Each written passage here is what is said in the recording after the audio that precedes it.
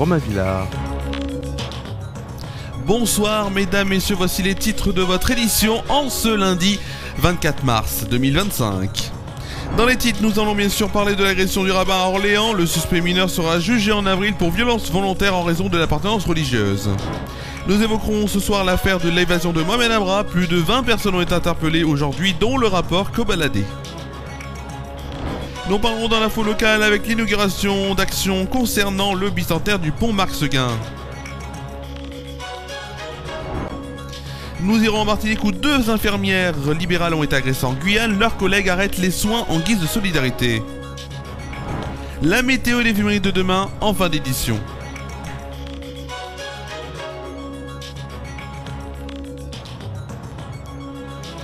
Ce sont les titres que l'on va aborder ce soir alors que la météo, je veux dire, non pas la météo mais la caméra est un petit peu trop haute. Voilà, on est à hauteur, on est maintenant donc prêt pour faire cette édition du JT. Et tout de suite, la première actualité de ce soir. Nous allons évoquer donc ce fait divers. Un rabbin a été agressé en pleine rue à Orléans samedi dernier. Un jeune de 16 ans est le suspect, donc sera jugé en avril par un tribunal pour enfants à huis clos pour violence volontaire en raison de l'appartenance religieuse. C'est ce qu'annonce le parquet dans un communiqué ce lundi 24 mars. Son placement en détention provisoire a été requis jusqu'à l'audience dont la date exacte n'a pas été précisée. Le jeune homme nie donc être à l'origine de l'altercation et soutient s'être défendu, c'est ce que précise la procureure d'Orléans Emmanuelle Bocchen-Puren dans son communiqué.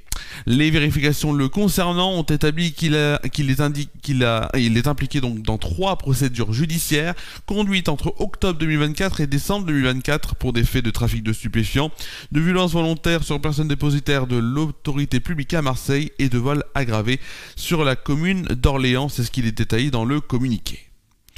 Un autre fait divers.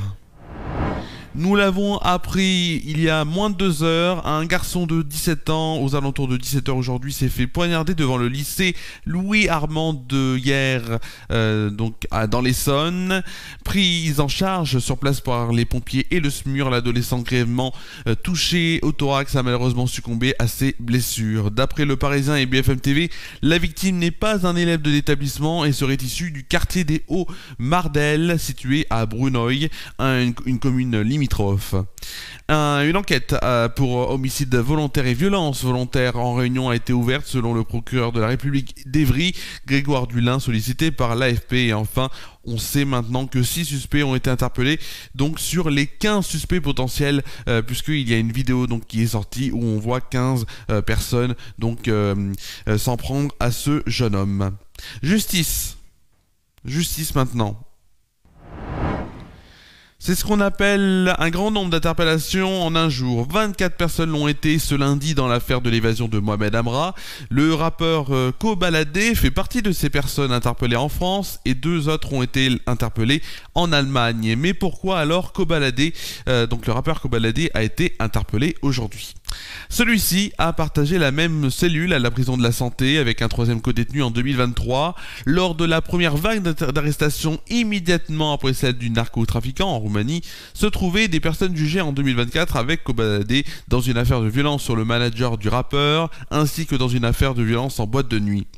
Des hommes suspectés d'avoir participé au commando meurtrier d'Incarville sont identifiés comme faisant partie de l'organisation criminelle Black Manjack Family. Enfin, l'avocat de Kobalade qui avait réagi il y a quelques semaines a toujours nié l'implication de son client dans l'affaire de Mohamed Amra.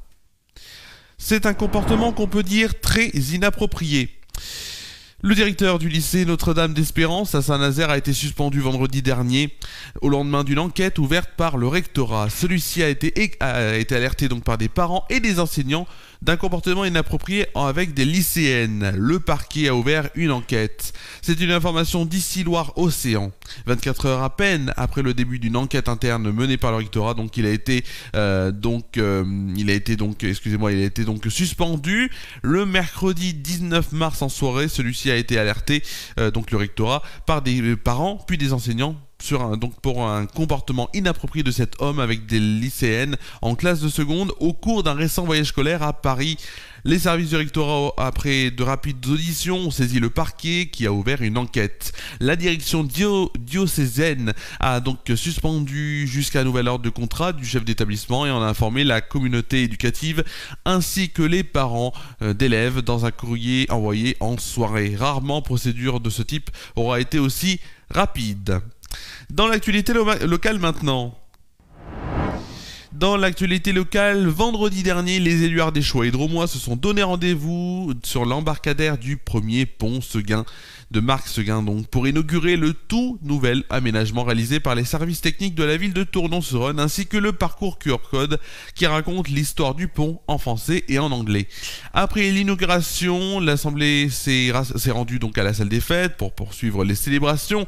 À tour de rôle, les élus ont pris la parole pour rendre un vibrant hommage donc à l'homme Marc Seguin, symbole du rapprochement entre la Drôme et l'Ardèche grâce à ces ponts. Et aussi, il y a eu la preuve, notamment, et on en a été la preuve donc du discours de Xavier Angéli, maire de Tain-l'Hermitage, dont le discours a été très similaire à celui de son homologue tournonnais. Tous ont rendu un hommage donc au génie de Marc Seguin et à son inventivité pour François Paye-Bien, sous-préfet de Tournon-sur-Rhône, qui estime donc que l'idée du QR Code lui aurait plu, donc à Marc Seguin bien sûr. Le parcours QR Code donc est installé sur les deux rives du Rhône, entre Tournon et Tain, et ces 11 bornes permettent de mieux connaître cette construction révolutionnaire. Dans l'actualité et direction maintenant la Martinique, donc où deux infirmières libérales donc de Guyane ont été agressées en Guyane à 24 heures d'intervalle le mercredi 19 et jeudi 20 mars dernier. La première a été violée, la seconde a été braquée par arme à feu durant leur tournée de soins. Alors bien sûr, donc notamment la présidente du syndicat des infirmiers libéraux guyanais a notamment donc réagi en déclarant: toutes ces choses font que certaines collègues veulent arrêter le libéral. Depuis ces deux agressions, la colère des soignants et soignantes ne retombe pas, d'où l'appel de plusieurs organisations du secteur pour un débrayage solidaire aux Antilles Guyane. Donc ce lundi, les professionnels de Martinique se rassemblent donc à partir de 14h heure de la Martinique, donc en ce moment même devant l'ARS à Fort-de-France, pour dire non aux agressions de toutes sortes envers elles et eux. Tout de suite, nous allons donc dans un instant voir bien sûr le temps qu'il fera demain, donc avec notre belle météo. Et on va voir que demain, je vais vous annoncer une possible bonne nouvelle.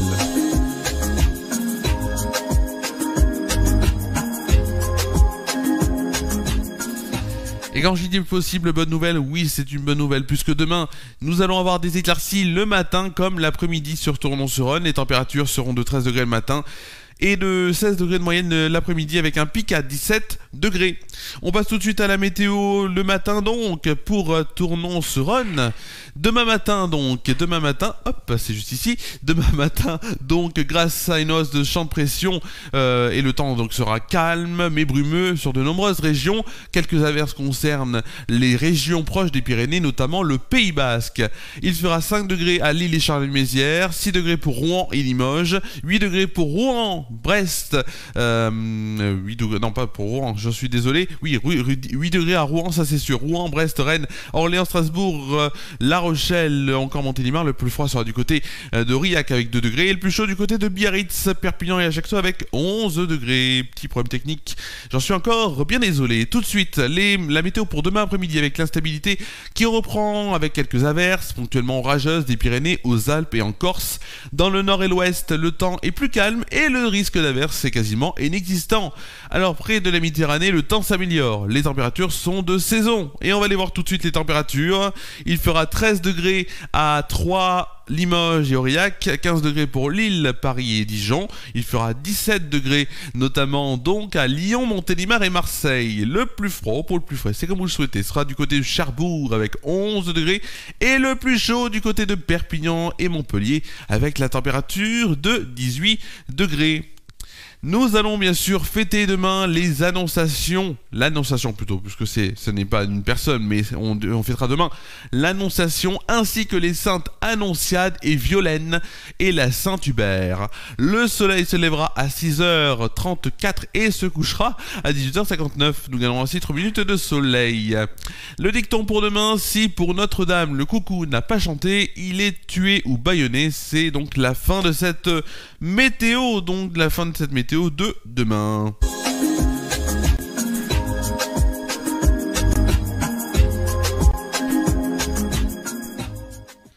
Et bien sûr, dans les prochains rendez-vous sur FR News, vous le savez, en fin d'édition, on fait toujours ce qu'il va se passer sur FR News dans les prochains jours. Bien sûr, on se retrouve dès demain pour Flash Actu and Good Vibes après-midi de 16h30 à 17h en direct, comme d'habitude. Et on se retrouvera aussi mercredi de 11h30 à midi. Donc, Flash Actu and Good Vibes midi en direct sur Déclic Radio, 101.1 sur la bande FM, déclicradio.fr sur internet ou encore en vidéo. Si vous voulez rajouter l'image au son, donc sur la page Facebook ici, et faire un news. Je tenais aussi à vous dire que mercredi j'aurai une invitée, j'aurai plusieurs invités même, puisque j'aurai Adélaïde Copper, donc qui est la directrice de la MJC de Tain-l'Hermitage et qui viendra avec quelques habitantes, adhérents et adhérentes donc de cette MJC. Pourquoi? Puisqu'ils viendront nous présenter le carnaval qui aura lieu le 5 avril prochain. Ce sera donc pas ce samedi-là, mais le samedi d'après encore. Voilà, juste aussi pour vous dire que on se retrouvera dimanche, soirée spéciale, et j'adore ça.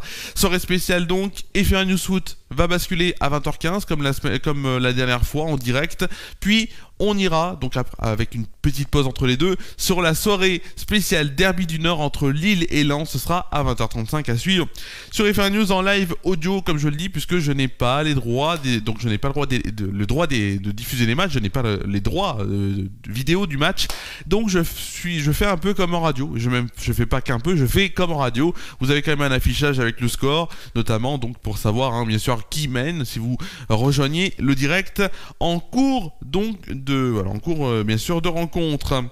Merci à vous d'avoir suivi cette première et dernière édition de la semaine. J'étais très heureux de vous la présenter comme chaque lundi sur FR News. On se retrouve demain en direct sur FR News et sur Déclic Radio pour Flash Actu and Good Vibes après-midi. Je vous rappelle 16h30 17h et mercredi 11h30 midi pour Flash Actu and Good Vibes midi. Prenez soin de vous et de vos proches et je vous dis à demain sur FR News. À demain.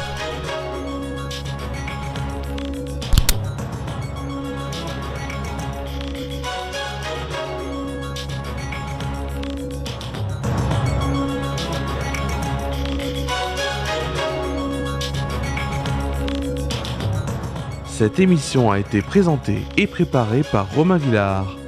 Cette édition est à retrouver sur les chaînes Facebook et YouTube d'FR News.